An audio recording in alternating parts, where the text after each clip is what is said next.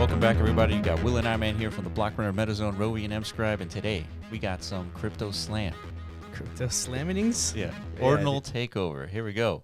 Yeah, always exciting. So I think we missed one last week, but yeah, there's just been a lot of happenings happening. So we're, as we do, keep up on where the pulse is in the Ordinals space. And as you predicted, post Bitcoin ETF, there's probably going to be quite the lulling, right? Yeah, that's right.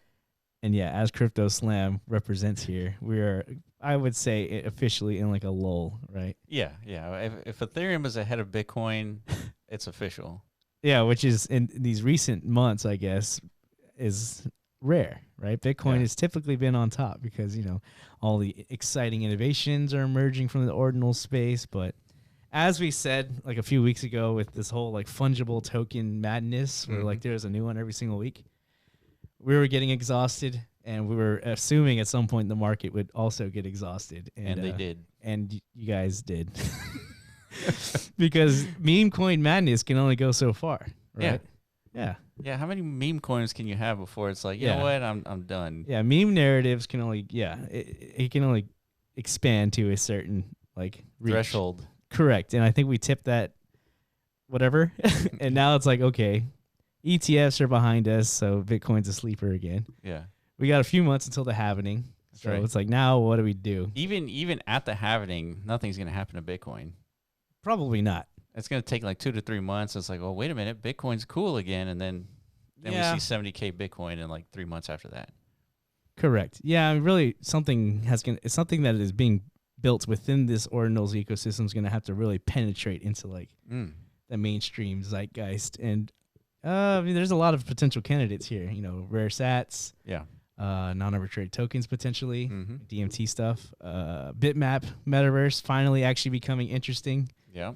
Because of, different macro factors. And of course, Apple's maybe the Vision Pro is actually a hot commodity. People are blown away. Who knows? Yeah. So there's a lot of things that could potentially, catalyze. Layer 2 stuff?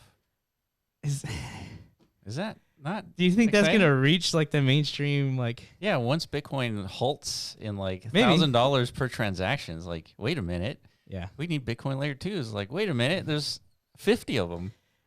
Yeah, but that's more like an infrastructure primitive that's like a necessity. I don't think like the mainstream like retail participant is going to get like excited by that. They're going to get excited by some product being offered as a result of like infrastructure. You know what I mean?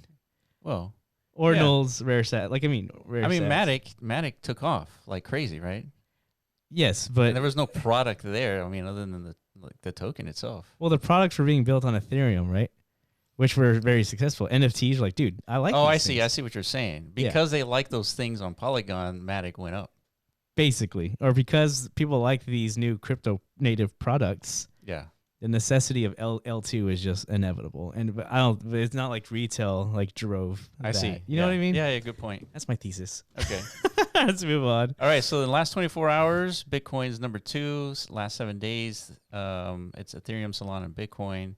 Yeah. So the 30 days, still kind of hanging in there. Well, this is good news. That means before you know it, these whole Ordinals are dead memes are going to reactivate, and that's bullish. Oh, yeah. Just like we saw last time this happened.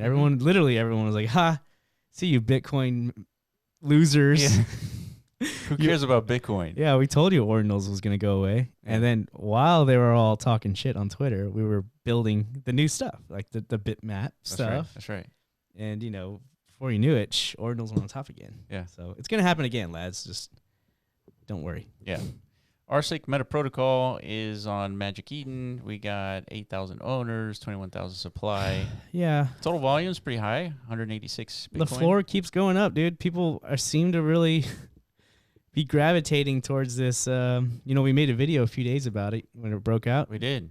Yeah, we made the random prediction or potential outcome that these guys came from node monkeys. Yeah. And it ended up being true. Is it like 100% verified true? Or? I wouldn't say 100% verified true, but Trevor's out there saying it's Raktoshi. Yeah, right? Which is the node monkey guy. Yeah. I don't know exactly what it is about this that kind of gave that impression. Just something about that team or organization or it was just person. The same hype building like aura. Yeah. And it was just Yeah, it's like and just then an architected, and then they airdropped it to themselves. Yeah, that's such an odd, potentially like mega egregious move, just like the whole node monkeys thing. It started off as like this very wholesome, like a fair mint. Yeah, it's like we're all about the ethos. We're one of you, Ordinals community, and then never mind. Right, this egregious like flip of the switch, and then still like wildly successful. Launch. I think it's because the supply is so low that it doesn't matter that you could be obviously egregious with your marketing and your design in terms of like extracting liquidity from the community, because the community would be like, I don't care. I'm going to consume this. I'm going to purchase one of these and I'm going to flip it. It doesn't matter if they're trying to, just extract liquidity. Like that's their main motivation. It doesn't matter. Yeah, if it's like obviously like a potential grift in the making. Yeah. It doesn't matter. It's like you're allowed to get away. This is the message that the Ordinals community is kind of enabling by continually driving up this floor price of this collection. That's right. And continuing to be bullish on stuff like this. Yeah. Like unfounded claims, like from a marketing perspective, is like, yeah, you know what, we're going to support this anyways, even though there's so many contingencies that cannot be like valid or like verifiably guaranteed. Yeah, either the community doesn't know that this isn't the first rune token, or they know and they don't care. It's one or the other. And they know that, or they know and they like that it's generating this much like drama and attention to it. It's like, so that in itself is like investable. Yeah, exactly. Or speculative worthy, right? So yeah, it's kind of like the Ordinals community.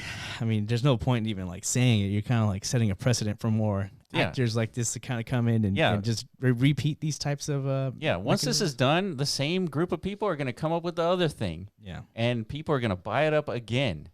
Right? It's just so that's what we do here. We try to analyze these strategies to see what is happening, what we can expect, and see trend lines, basically, like psychological trend lines. Yeah, so there's a coalition forming. Leonidas leading the charge, as Leonidas does in the very famous Hollywood blockbuster 300. Really piggybacking on that identity, that name is like, I'm here to fight. Yeah, this is Sparta. Yeah, this is Sparta. He's here trying to kick, Raktoshi into that pit of doom. Yeah, with his quite the link you've made. Thanks, DJ. He's doing it, dude. He's doing the damn thing. He's a man of the people, right? He's like, you know what? This is bullshit. Yeah. You guys came up with this like airdrop mechanism, heavily skewed and favored towards like the whales of the space. Yeah, the elites in the ordinal space. Really themselves for the most part, I guess. And yeah, you guys are orchestrating like this narrative and potentially duping the common man. So yeah, this is why bringing a bad ethos to runes, basically. Yeah, I totally agree. So let's read this. So the 100K inscriptions, 100K addresses, fair rune idea will be distributed to the Ordinals community via a fair drop, which is really an airdrop with a new branding that he gets to determine what's fair or not. So yeah, it's interesting. Let's see what a fair drop represents. Fair drops are evenly distributed. Airdrops have an unequal allocation. I mean, you can make it equal, right? By favoring certain eligible addresses over the eligible addresses are not evenly distributed, and thus not fair drops. So basically, like allocating weight of a distribution to some parameter, right? Like you own more of this, you get more of that. You know what would be an equal distribution? Like bitmap holders, 32,000 of them. Yeah. I mean, talk about equal distribution. Yeah. Show me a bigger ordinal community. Other than sats. They don't. I guess no. They don't. I can't do that. Right. Exactly. But what about it? I mean, you're talking about fair distribution. I mean, that's pretty fair and. Oh, you mean like to distribute directly to bitmap community? Yeah, I mean. But then you exclude, the rest of ordinals. Then it's like, what the fuck, mate?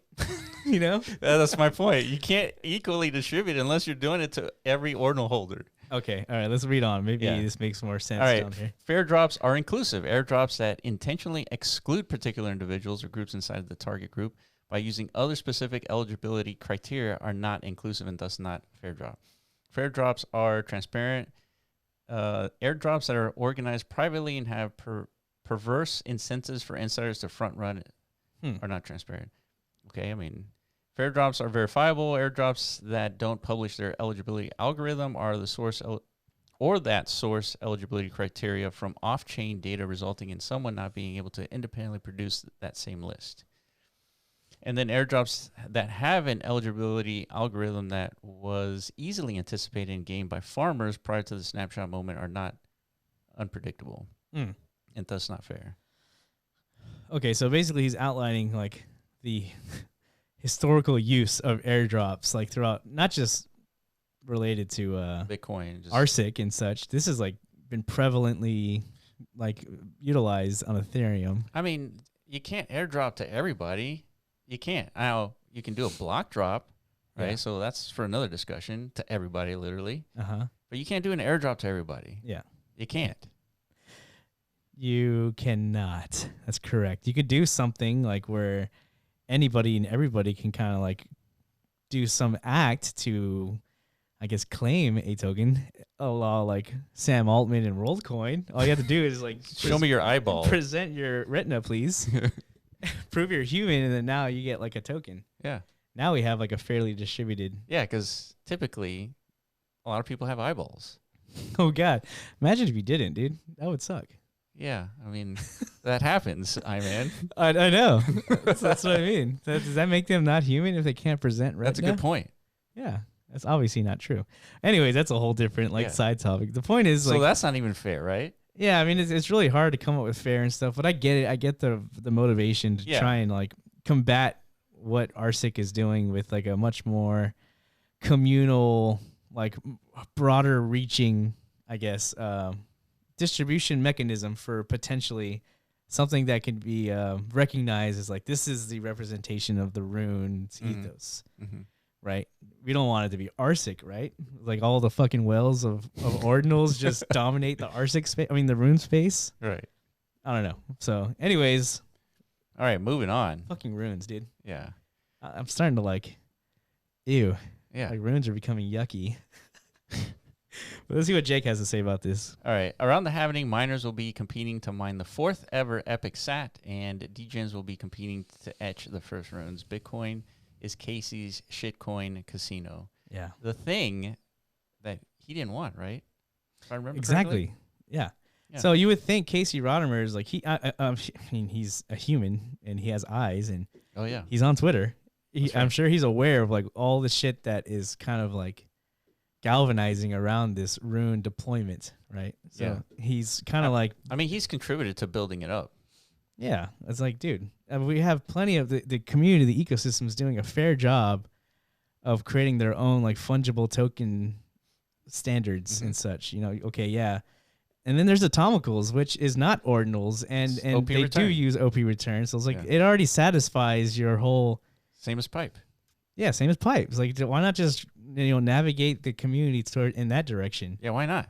Instead of like, I need to be the one. So fucking A, I don't know, dude. This is fucking getting ridiculous. Yeah. But here he is. So breaking news. He's Yeah. So let me read this part. So 17 hours ago, he says, we could also hard code a few of the first runes. Someone suggested going all runes with 1-digit rune numbers, i.e. 0 to 9, with different parameters like rune, symbol, limit, and deadline. Yeah. So I don't know quite how to interpret this, but I'm going to take a stab at it.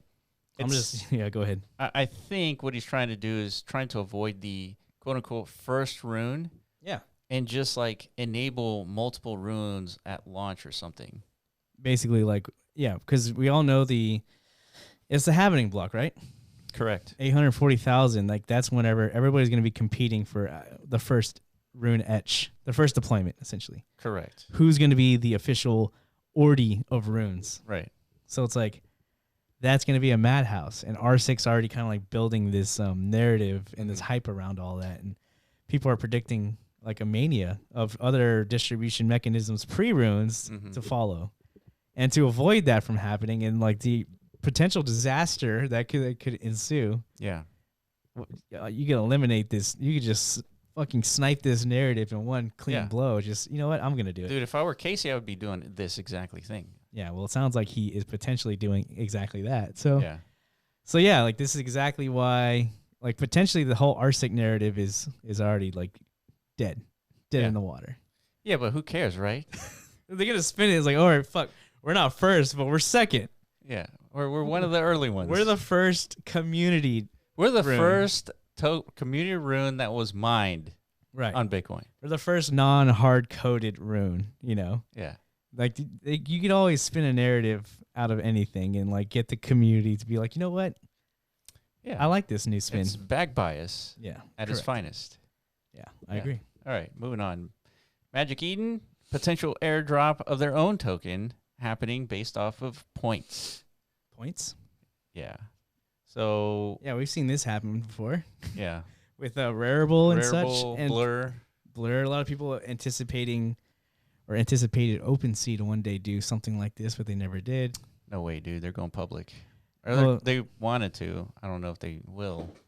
Well, that was a thesis, right? It's like, why wouldn't they, Web3 it up? Distribute some tokens and such. It's about making the most money, dude. That's why. Right. So, yeah, that led people to speculate they must be going the IPO route, like a Coinbase or something. So, which maybe they will in the future if they can somehow capture some attention again. Back to the NFT space. Yeah. On Ethereum. But yeah, Magic Eden, obviously a huge, big player in the Ordinal space. It's going to be one hell of a distribution. Now, the thing I'm wondering is, what's the token going to be? Yeah. What chain are you guys going to do this token on? Or like what fungible token standard of said chain? Yeah. Will it be arbitrary or non-arbitrary? It's likely arbitrary, dude. Correct. I know. It's so easy. Yeah, so we'll see. Like, keep that on your horizons, I guess. All right. Top Bitcoin L2 projects. All right. So there's like 50 of them on this page. Yeah, we made this prediction, and we wanted to set, like, I guess, like a quick PSA. It was like, and I did on Twitter. If you follow me on Twitter, it's like, dude, it's obvious that the L2 space on Bitcoin is like, it's coming and it's going to be pretty egregious as far as like people's marketing claims. Yeah. Grifting.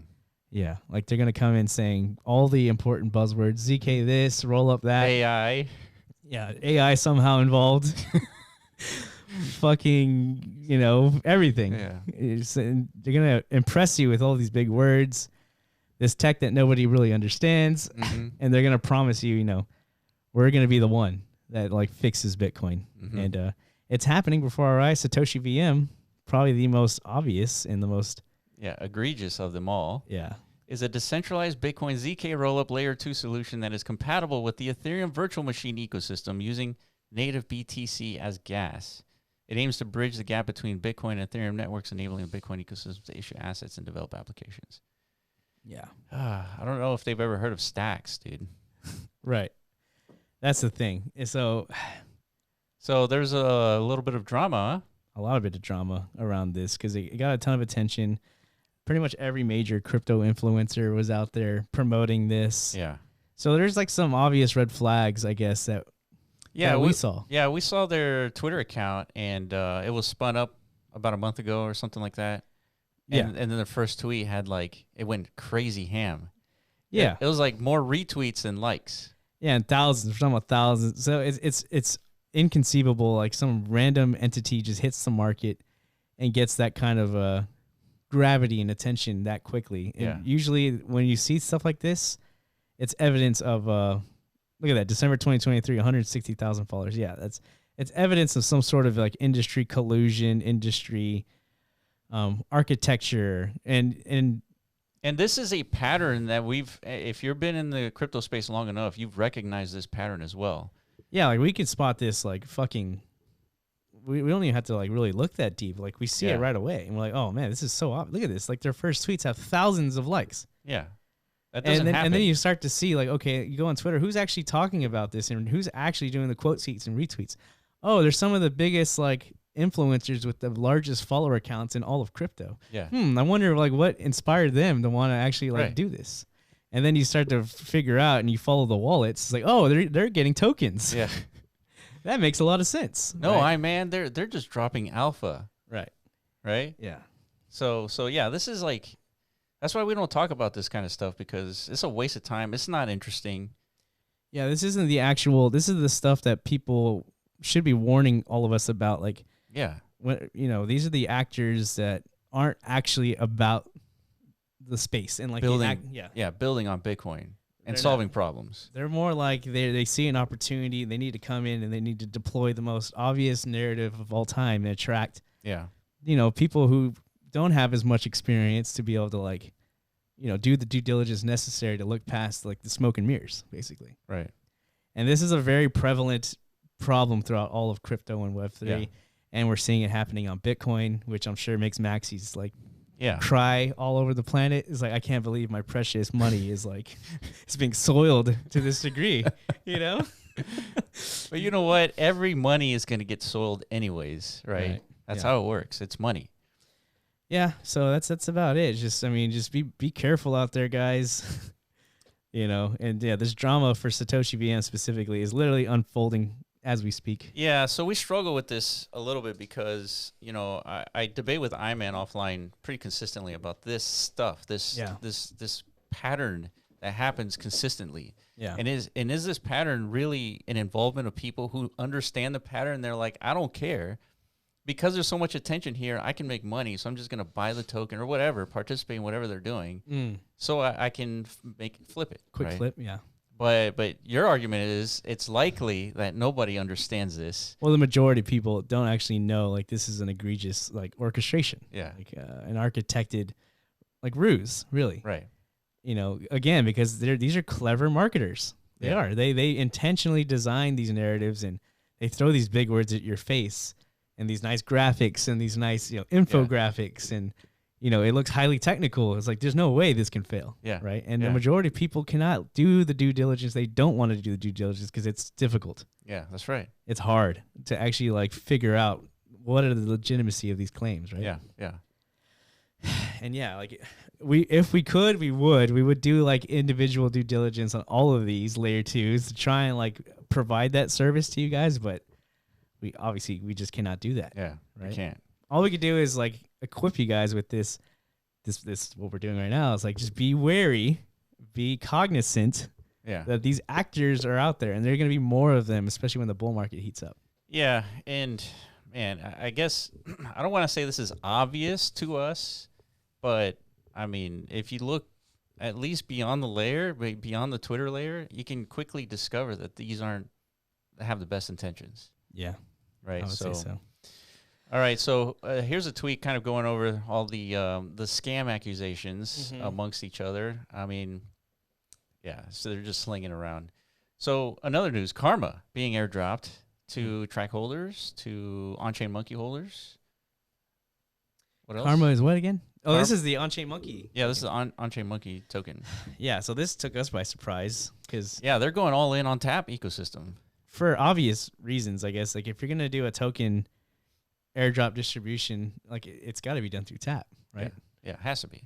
Yeah, so, and then the real big breakthrough through all of this is like the verification, I guess, that Track is on its way to an actual decentralized indexing network. Correct. And validators are going to contribute to that, and on-chain monkeys is the first one. Yeah, so here it is. So they're going to allocate some of the Karma tokens to achieve 500,000 Track tokens to participate in the decentralized indexing. So here it is. 500,000 Track tokens raised from the token swap will not be sold and will be staked on Track Core to validate the network on Tap protocol. Yeah, this is a big fucking deal for a lot of reasons. If this is 100% like true, I don't think Track has like really made an official announcement about this yet. No. So this is being pulled from a Medium article from, I think, on-chain monkey side or the Karma team or something like that. Yeah. But I would also like 500,000 Track tokens so I can stake them in a Track Core. Yeah, but keep in mind, there's only 21 million in existence, so this is a large percentage of like the overall supply of tokens. And if they're being staked and locked up and out of circulation, and let's assume multiple validators kind of come in and contribute. True. So true, dude. This is a very bullish catalyst, I would say, for Track, right? Yeah. And for me personally, like this, I've been waiting for a long time to hear from Track or Benny, like that a decentralized indexer ecosystem is actually on the horizon, right? Yeah, agreed. With a real incentive mechanism in place with the Tap token. Yeah. Right. To kind of like keep everything aligned. Yeah. I mean, obviously, Benny's been thinking about this too. And, you know, I had confidence that he was working on it. But, you know, this takes time to kind of think through all the mechanisms. Yeah, I agree. And overall, so this is very bullish news for Track. We're probably going to do a dedicated breakdown of all this. And what the ecosystem could look like. Yeah, and if you're watching this and you're happening to watch it tonight we're going to have a Twitter space, potentially with Benny, talking about this potentially and NATs and DMT stuff. Okay. Yeah, most likely when you guys watch this, that will probably be over. Yeah. But it'll be like, it's like you could play the recording on Twitter, right? That's correct, yeah. Okay, cool. All right, yeah, and then finally track price here. Still doing some numbers, I guess. Yeah, it's pretty good. There you go. All right, guys, that's it for us. If we miss anything, let us know in the comment section below, and let us know what you think about the L2 race. Is it something to pay attention to, or you're going to stick with L1 stuff? Or is it all just stacks maxis or not? Yeah. Well, just let us know. All right, appreciate you guys for watching, and we'll catch you in the next video. Peace.